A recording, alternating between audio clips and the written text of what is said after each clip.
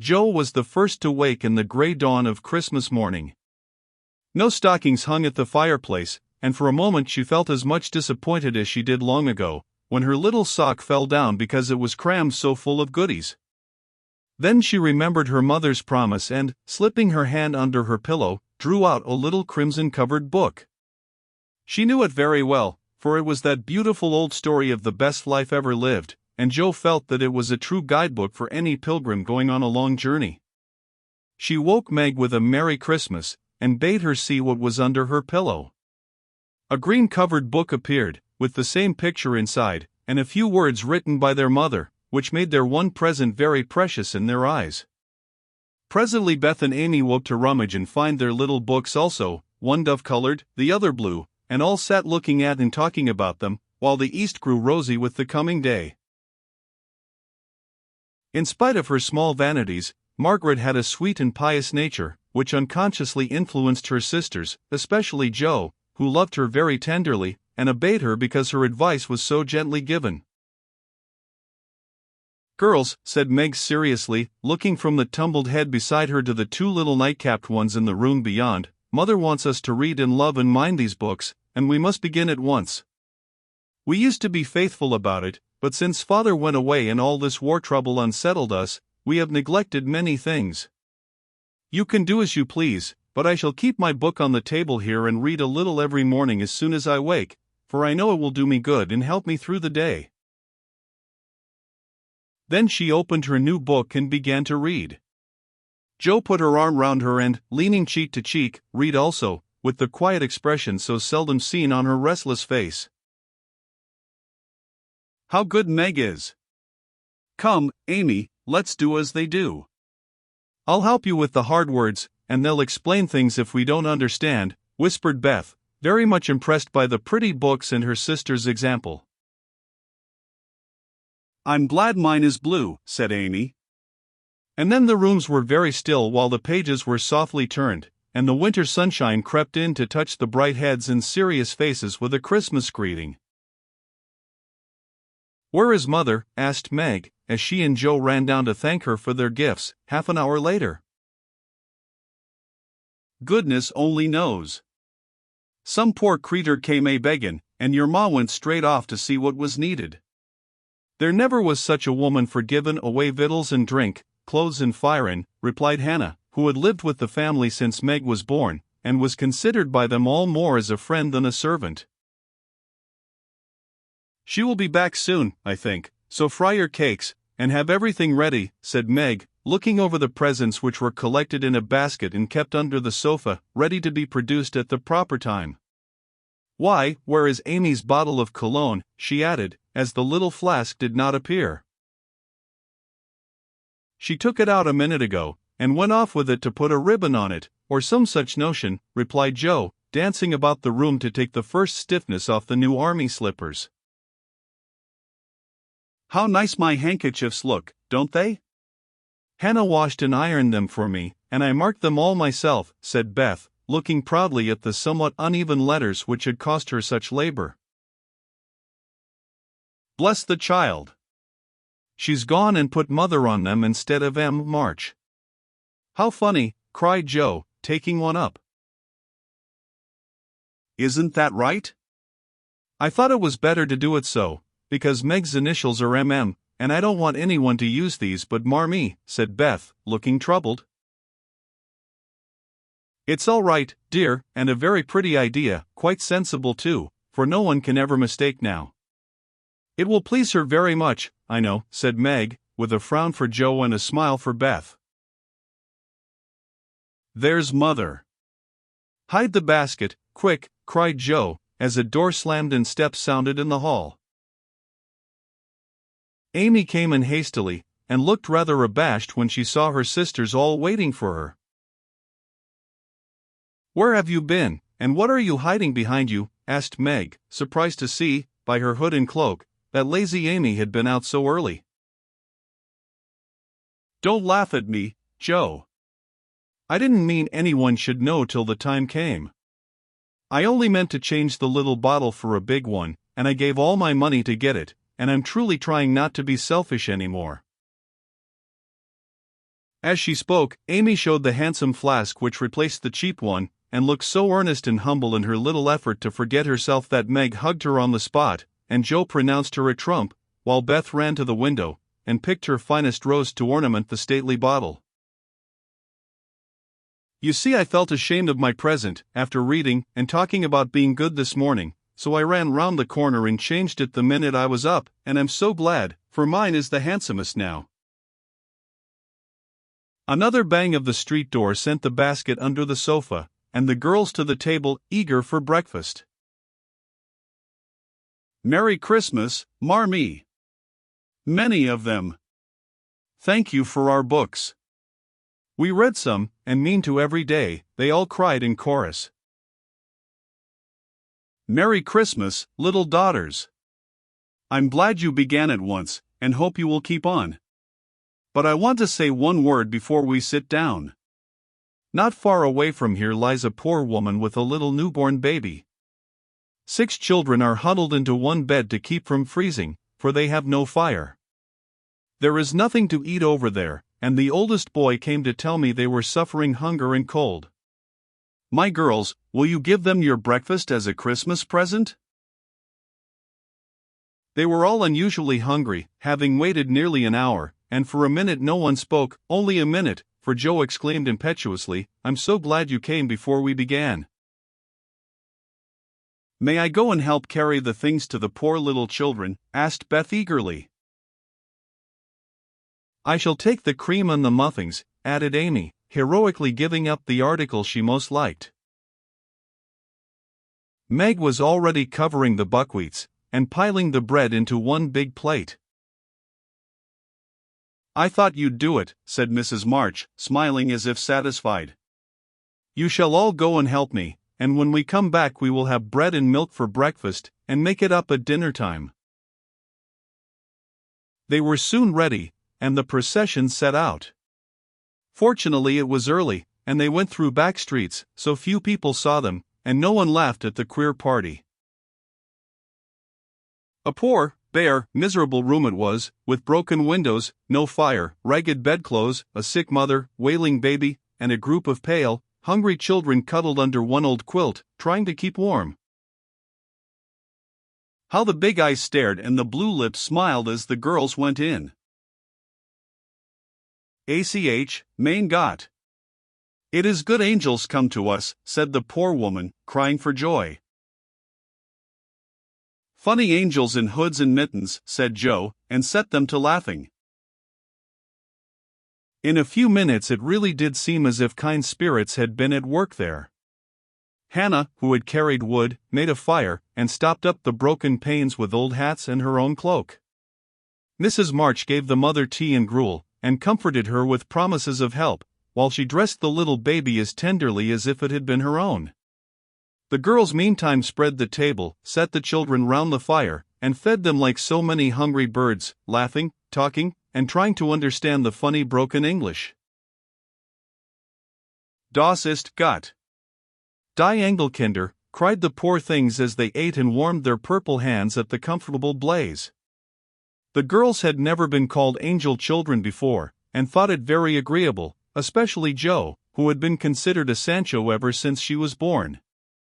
That was a very happy breakfast, though they didn't get any of it. And when they went away, leaving comfort behind, I think there were not in all the city 4 merrier people than the hungry little girls who gave away their breakfasts and contented themselves with bread and milk on Christmas morning. That's loving our neighbor better than ourselves, and I like it, said Meg, as they set out their presents while their mother was upstairs collecting clothes for the poor Hummels.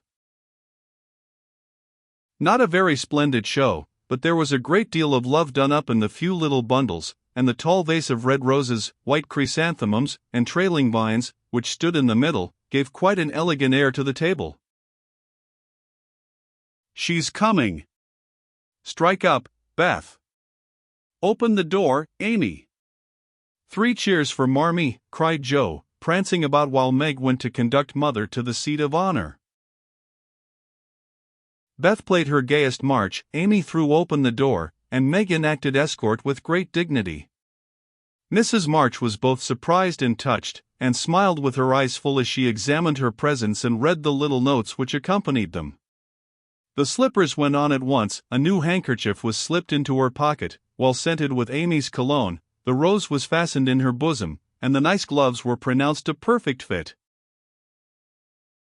There was a good deal of laughing and kissing and explaining, in the simple, loving fashion which makes these home festivals so pleasant at the time, so sweet to remember long afterward, and then all fell to work.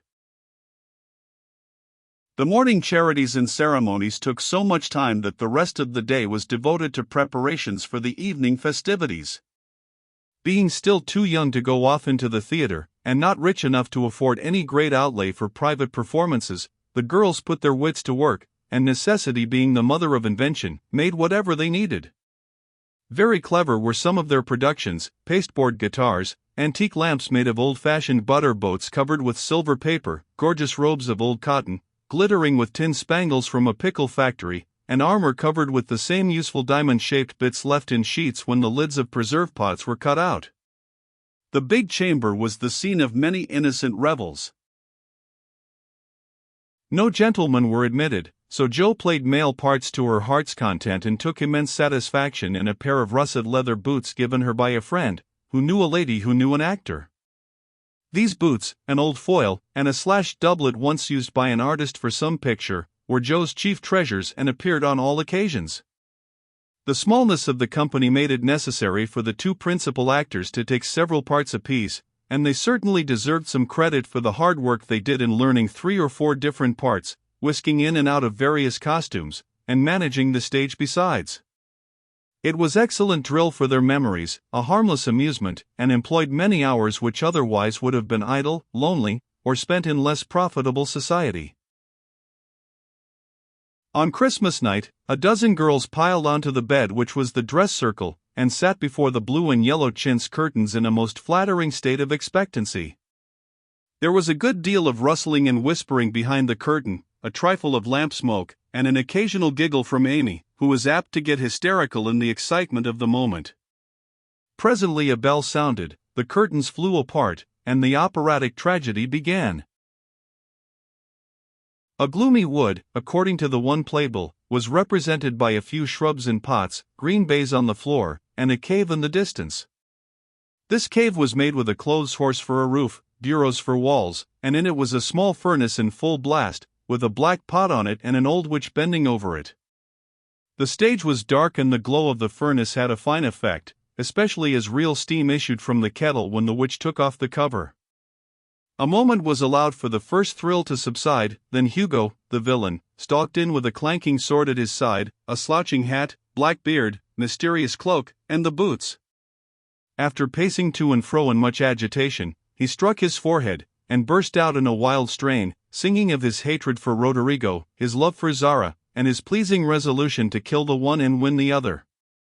The gruff tones of Hugo's voice, with an occasional shout when his feelings overcame him, were very impressive, and the audience applauded the moment he paused for breath.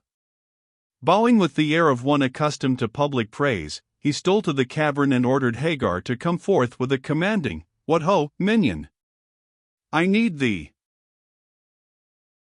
Out came Meg, with grey horsehair hanging about her face, a red and black robe, a staff, and cabalistic signs upon her cloak. Hugo demanded a potion to make Zara adore him, and one to destroy Roderigo. Hagar, in a fine dramatic melody, promised both, and proceeded to call up the spirit who would bring the love philtre. "Hither, hither, from thy home, airy sprite, I bid thee come. Born of roses, fed on dew, charms and potions canst thou brew? Bring me here, with elfin speed, the fragrant philtre which I need. Make it sweet and swift and strong, spirit, answer now my song." A soft strain of music sounded, and then at the back of the cave appeared a little figure in cloudy white, with glittering wings, golden hair, and a garland of roses on its head. Waving a wand, it sang, "Hither I come, from my airy home, afar in the silver moon. Take the magic spell, and use it well, or its power will vanish soon." And dropping a small, gilded bottle at the witch's feet, the spirit vanished. Another chant from Hagar produced another apparition, not a lovely one, for with a bang an ugly black imp appeared and, having croaked a reply, tossed a dark bottle at Hugo and disappeared with a mocking laugh.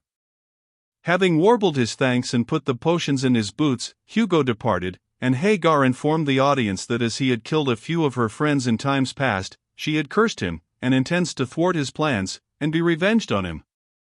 Then the curtain fell, and the audience reposed and ate candy while discussing the merits of the play. A good deal of hammering went on before the curtain rose again, but when it became evident what a masterpiece of stage carpentry had been got up, no one murmured at the delay.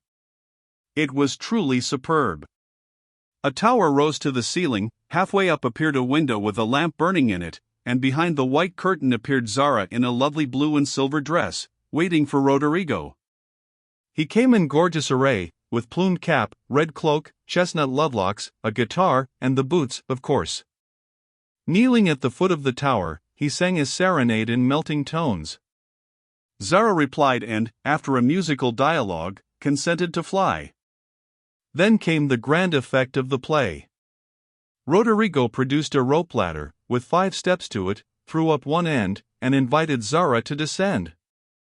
Timidly she crept from her lattice, put her hand on Roderigo's shoulder, and was about to leap gracefully down when alas for Zara, she forgot her train.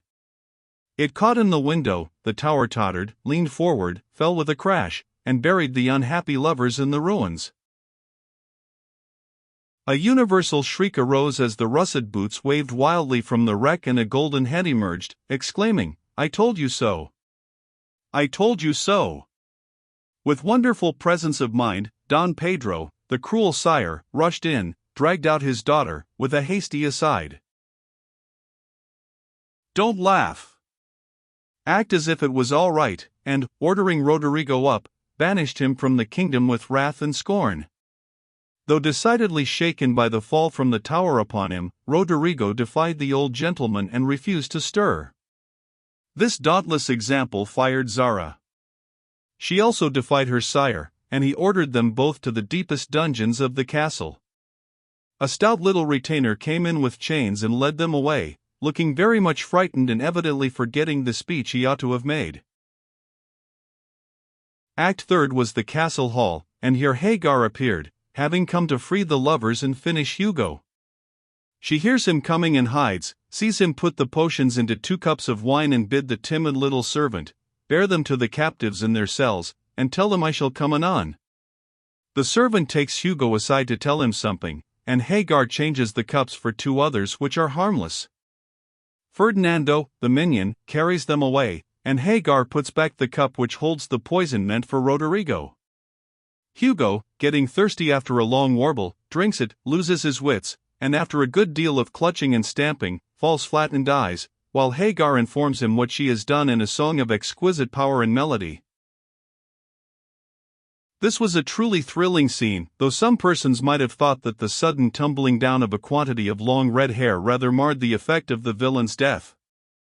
He was called before the curtain, and with great propriety appeared, leading Hagar, whose singing was considered more wonderful than all the rest of the performance put together.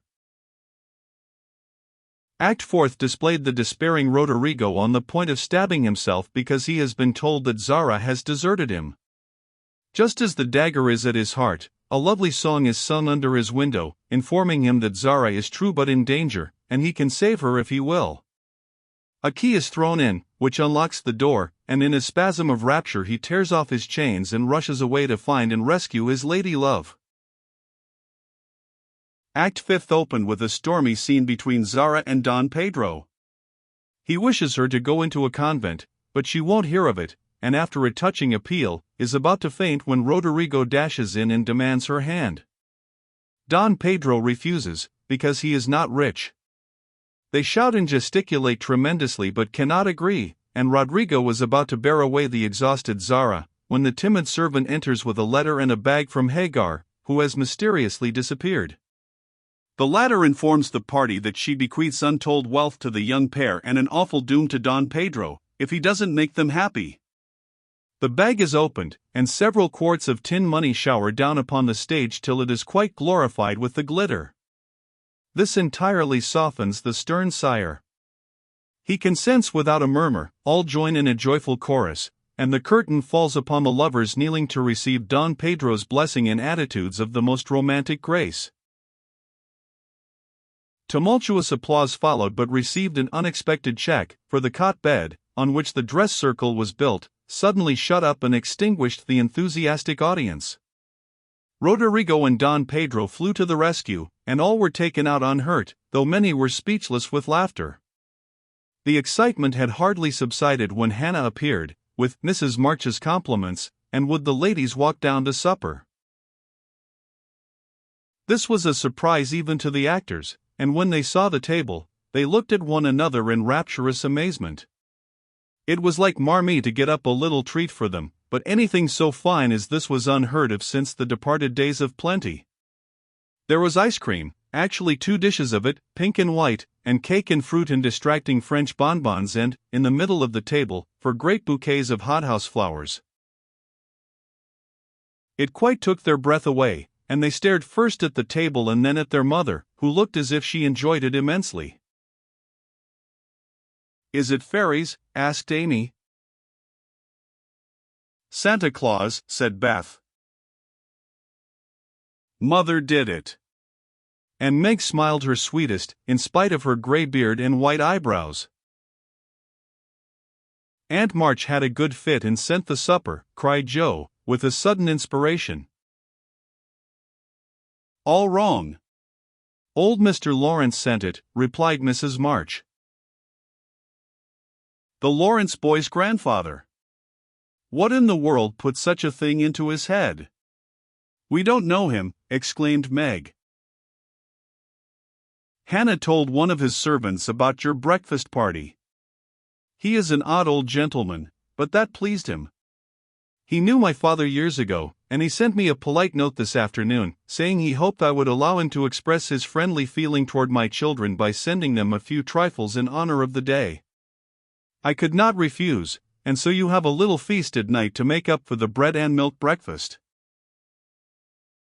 "That boy put it into his head, I know he did. He's a capital fellow, and I wish we could get acquainted. He looks as if he'd like to know us, but he's bashful, and Meg is so prim she won't let me speak to him when we pass," said Joe, as the plates went round, and the ice began to melt out of sight, with O's and ahs of satisfaction.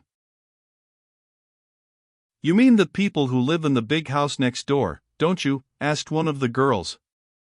"My mother knows old Mr. Lawrence, but says he's very proud and doesn't like to mix with his neighbors. He keeps his grandson shut up, when he isn't riding or walking with his tutor, and makes him study very hard. We invited him to our party, but he didn't come. Mother says he's very nice, though he never speaks to us girls. Our cat ran away once, and he brought her back, and we talked over the fence, and were getting on capitally, all about cricket, and so on, when he saw Meg coming, and walked off. I mean to know him some day, for he needs fun, I'm sure he does," said Joe decidedly. "I like his manners, and he looks like a little gentleman, so I've no objection to your knowing him, if a proper opportunity comes. He brought the flowers himself, and I should have asked him in, if I had been sure what was going on upstairs. He looked so wistful as he went away, hearing the frolic and evidently having none of his own." "It's a mercy you didn't, Mother," laughed Joe, looking at her boots. "But we'll have another play sometime that he can see. Perhaps he'll help act. Wouldn't that be jolly? I never had such a fine bouquet before. How pretty it is." And Meg examined her flowers with great interest. "They are lovely. But Beth's roses are sweeter to me," said Mrs. March, smelling the half-dead posy in her belt. Beth nestled up to her, and whispered softly, "I wish I could send my bunch to Father. I'm afraid he isn't having such a Merry Christmas as we are."